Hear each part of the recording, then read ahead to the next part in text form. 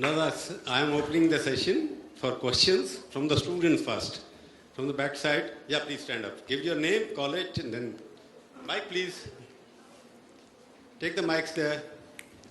Keep the 2-3 mics ready in the fadaf. We'll take 5-6 questions and name the person you are asking question. Yes. Good evening, sir. I will suggest ask more questions, Smriti, first. I'm Adit from School of Law, Shastra University. I have 2 questions.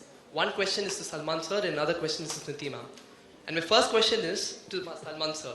Why isn't there a law mandating all students of institutions like IITs or IIM and or any public aided institutions in India to work in India or work in Indian prices being made in your Jain? And my second question is to Smriti ma'am.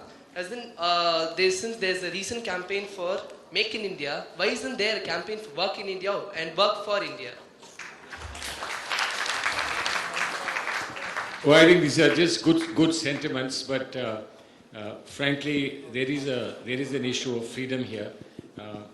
We could encourage and incentivize people that they should really have a commitment. But to actually impose restrictions is an old-time way of functioning, that you impose restrictions on people, that you must do this, you will have to do this. You know, in medical field, there is, you have to be an intern and you have to go to a rural hospital. I think it's been terribly misused. I think to avoid India becoming hypocritical, we've just got to give more freedom and hope that freedom will ultimately work. That's the view, but I think it needs to be balanced where there's necessity and compulsion that you need to impose some regulation. I think just an extension of what Salman Bhai says, Adit, would be an answer to your question. When you talk about why not work in India, there has to be, through our education system, some kind of a connect with the community for the student, for them to be encouraged to work for their country. We are trying to do that through our IIT, IIM systems and our central universities. Last year we launched a program called Unnat Bharat Abhiyan, in which I have requested every IIT to adopt at least 5 villages within their vicinity and work in conjunction with that village along with their students to ensure through very basic technology we can better the lives of people within that village. And I'm very happy to say that they are, apart from the Unnat Bharat Abhiyan, I have had the opportunity of meeting very young researchers and scientists and academicians who've done brilliantly well for themselves in institutions overseas, who have gotten connected to these programs and come back. And this year, when I talk about the Rashtriya Avishkar Abhiyan, which is what Ritubrata calls the Think in India, as I have described it, we are trying to get people as young as you, get connected through certain projects with villages, with communities. And I see that once that relationship is established, then people tend to stay back. As long as our education system gives the youth a chance to connect with the community, then we can see that instead of compelling them to stay back, they volunteer to stay back. So these small initiatives need to be scaled up. We are hoping to do that this year. There are deliberations undergoing currently on the national education policy. For the first time in independent India, we are taking education policy deliberations out of just executive boardrooms or a very small coterie of academicians. We have put up 32 themes with regards to education on the mygov.in platform. In fact, all the youngsters who participated in the debate today, I would genuinely request you, after this program, if you are interested in giving any kind of an insight on any theme with regards to education, go on that site, give us your view so that we can also incorporate that in the policy that we seek to devise. Good evening, ma'am. I'm Narayanan from Shastra University. Ma'am, as a Minister of HRD, what is your take on nationalizing education? Because we have state education board, central education board. Do you think uniform education to the whole India will be a good thinking for the better future for Indian students, ma'am? I think that one of our greatest joys comes from the fact that we cannot have a one-size-fits-all policy. with regards to education. That we as a nation are so diverse in terms of our culture, our heritage, our language. Our education systems needs to conform to that diversity. So yes, in terms of concepts, maybe there are certain basic concepts with regards to science, mathematics, with regards to our history, with regards to, let's say, civics, physics, chemistry, all these subjects which can be debated and are part of a deliberation of the national education policy. But there needs to be a consensus overall whether there has to be 5 basic subjects which need to be common across the country.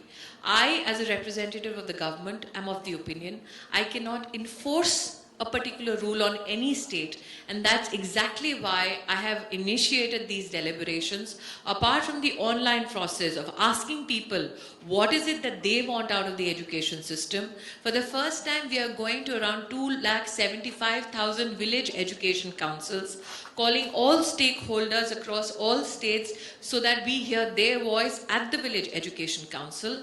We are going then to 6,600 blocks, hearing from all stakeholders as to what is their educational needs, then going up to district level stakeholders talk, where we are inviting even the MPs and the MLAs from that district so that they can voice their opinions, then have state-wise and region-wise conferences and deliberations. Why this exhaustive deliberation? Because the last we changed our policy weeks ago. And today, with new knowledge on the horizon, with old practices which possibly benefited us, this is the time where India needs to decide together as to whether there has to be a common code in terms of education, or education needs to fit regional and state-wise aspirations as well. Aribhai, I'll ask you the same question because I want your point of view. What he suggested can be a national thing, agenda for curriculum or something indicating. Nationalization doesn't mean nationalization, it means government owned. I think he's talking about nationwide common platform. Do you? Common, some kind of a curriculum is. I'll just add to what he has said. In terms of common curriculum, that's a subject of debate and deliberation right now. But this year what I have done is spoken to all central universities, because that is within the jurisdiction of the MHRD.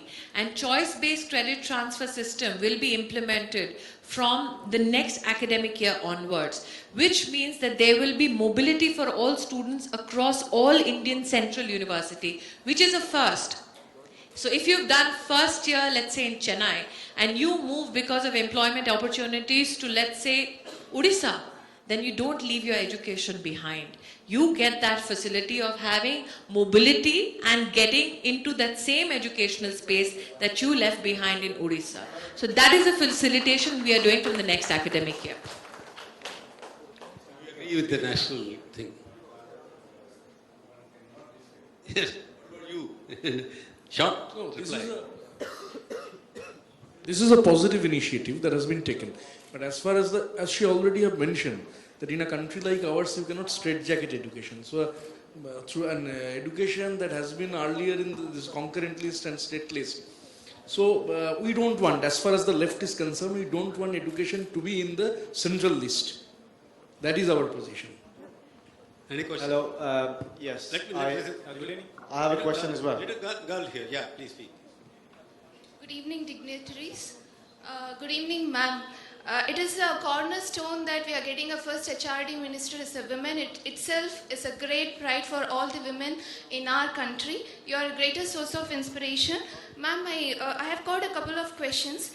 Like the schemes itself is introduced by the government, and an HRD minister is introducing to our audience. But thing is, like, it is still unreachable to many of the colleges and schools. The targeted groups are still unaware that such schemes are being implemented and posted for their improvement. Still, the school children are not available, don't know that such schemes like Udan and Swayam and all being organized by the government. And can the government take some initiatives to send some circulars to all the colleges and school levels to announce this scheme, particularly to make them feel that the government... May I know your name? My name is Soumya Murthy, ma'am. Soumya, in terms of Udan, what the government does is, when the CBSE results come out, then we ourselves are made available the list of meritorious students from across the country. Another first that I did was children who come from very, very poor families but who have done academically very well, over and above 80 to 85%. We picked 1,500 such children, brought them to Delhi, got them into conversations with various people across the sector of education, made them see the national capital. There were some who were from Andaman, some who were from Manipur. Then we took them to see the Prime Minister live on the 15th of August Independence Day speech. So we have the data available to us the minute the results come out. Since the scheme I spoke about only is limited to such students, we contacted them ourselves after the examination results come out. But things like Unnat Bharat Abhiyan are issues for which circulars are already given to institutions, and institutions are already taking it up department-wise along with their students. Ma'am, one more question, sir. Yes. Excuse me. So it has been very happy that equality of resources has to be done in terms of education. But I personally feel आपने हिंदी में बात किया, यहाँ पे बहुत सारे लोगों को हिंदी समझ में नहीं आ रहा है. सच्ची बात है. Beyond we are a state, but we are first Indians. So all states should have an equitable access to the Indian, our prideful language Hindi. So उसके लिए आपके तरफ से कोई initiative हो जाए, हमारे state भी like we will be able to make much more representation, because Hindi makes a typical barrier for Tamil Nadu peoples to come out of their box. This year I was extremely privileged, very honestly, very privileged to have the works of Thiruvalluvar, Thirukkural, all across all central universities, which is a first. And we did that because we want our children across the nation to appreciate the legacy we have in every language in every state. So मैं बहुत आभारी हूँ that you have appreciated my speech in Hindi. My apologies कि आप मेरी पूरी बात समझ नहीं पाए. The next time I come back, I'll make sure that I learn some Tamil and come back. Because the only Tamil I'm restricted to is Vanakkam and Unna Rendu Moonu Nalu. Hello, good evening everyone. Good evening respectable speakers. It is actually a privilege to be here. My name is Amarjeet Singh. I'm basically from Bombay and I'm the South Asian ambassador of one of the universities in the UK. And it's a bit of an opportunity for me to be here and listen to all the speakers. I don't have a very strong, rigid question, but I would like to raise a very small point and perhaps leave that to yourself to comment it back. I did my degree from Mumbai University, and despite being one of the top in my college, I unfortunately couldn't make it to the IITs and IIM because of the tough competition, and I do not question the credibility of the questions and the question papers that take place. My comment is, are we doing something to establish more and more elite institutions in this country so that not only the top 10% of the student population are able to get the seats, but also average students like me who are now working in US and UK representing Indian education. I recruit 1,000 Indian students almost every week who want to go to US and UK. So are we doing something to make sure that average students like me, who may not be very good in calculating the speed of train A to B in 30 seconds, doing something? That's it. That's my question. Thank you very much. I'll just take the opportunity to answer what Amarjeet has raised. Firstly, I'm extremely proud of the entrance level exams that the IITs conduct, because it gives the opportunity to some of the brightest minds we have in the country to get the I do not call them elite institutions. I call them great institutions, because elite has a very negative connotation to it. We have some of the brightest minds, young minds in the country who possibly do not come from very fancy homes or backgrounds, but who persevere to ensure that they are a part of this institution. Yes, there was a challenge earlier that only the top 20 percentile were getting in. We changed that, and we said that even if you get 75% in your board exams, you can still have the IIT dream if you pass the entrance exam. My apologies, you could not pass the entrance exam, but the Swayam platform, Arjit, that I spoke about, which makes available some of our best diploma and certificate courses from even the IITs available free of cost, is something that you can possibly take some kind of a gain from. Apart from that, the Know Your College portal that I spoke about, the 20,000 hours of lectures which is on it, also has lectures from IIT professors on it. So if the intention is just to gain knowledge, then we are providing those avenues. And my best wishes for your future endeavors. They have to catch a flight. That I will take one question there. Yeah. Please. Very good evening to all present here. I am Bhargavi from School of Law, Shastra University. My question is to Smriti ma'am. Ma'am, a very attractive feature for students like us when we want to go abroad and study is the evaluation system there. Because over there, as at least from what I've heard from my friends studying abroad, they tell me that their focus is less on marks and more on the practical exposure they get. And also, there was a session that we had yesterday regarding this. The subjects that they can choose. Like I have a friend who is doing BA Biology in Berkeley. He is doing biology and theatre arts and music. So the practicalities of imposing such a system in a country like India, your comments on that, ma'am? Okay, Bhargavi, right? Yes, ma'am. Okay, the fact that your friend gets an opportunity to do a multidisciplinary kind of education is what choice-based credit transfer system is all about, which means that you get credits on behalf of the subjects that you seek to pick out, and you get to pick a basket of the best subjects in your central university after this system is put in place, which is this forthcoming academic year. What we have done, Bhargavi, is even given our university a hand-holding session of doing workshops for them, the head of departments, their faculty members, so that they are in tune with the government's agenda of implementing this particular facility for our students. Apart from that, we are also helping the universities adapt their curriculums so that, let's presume you want to do biology with fine arts, you get that opportunity through this choice-based credit transfer system.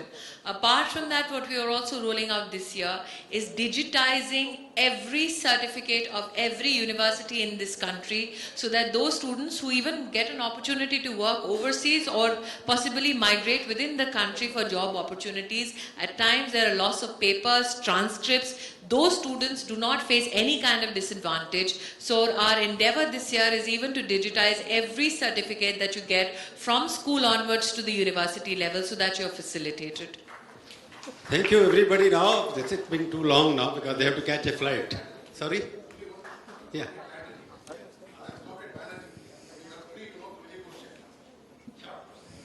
Mr. Banerjee, you are criticizing about private participation in education, higher education. Perhaps you may remember in your own state, there were 120 teacher training colleges in 2003-04, the function of which was quashed by West Bengal High Court. And the government of Bengal did not take the matter on appeal to Supreme Court. People talk about ordinance Raj today. Mr. Arjun Singh, then HRM, promulgated an ordinance which was never placed before the Parliament or Rajya Sabha for approval. Within the gap of 6 months, all the 120 institutions were granted approval, and even today they are functioning. How do you oppose the private participation when your own state is doing it? See, the point is that we were running a state government for 34 years. So that is not a country's government, it's a state government we are running. We as left are opposed. We have definitely, there were problems in running the government. People have supported us for 34 years. Now people have voted against us, but the particular institutions are telling, yes, there are private institutions in Bengal. We cannot... No. One point is that we definitely see that 34, there are problems, there were problems. That's why people voted against us. For 34 years, people have supported us. It's not a matter of joke that for 34 years, people supporting a government, consecutive elections, people are supporting. As far as these institutions where you were speaking about, yes, there were problems in it, and there were in our regime also private institutions, because it is like a system where a train is running in one direction. We, in running a state government, we are not running a country's government. Running a state government means traveling in the train and trying to walk in that opposite direction. Thank you, everybody. I think we can go on debating education in such a subject where there cannot be any time frame for that. Thank you, all of you. It has been a lovely audience. I'm sorry I have to say no because their flights they will miss, and they are very disciplined people. Next time we can do. Thank you, all of you, for coming here. Thank you, audience. We will meet here next year, next time.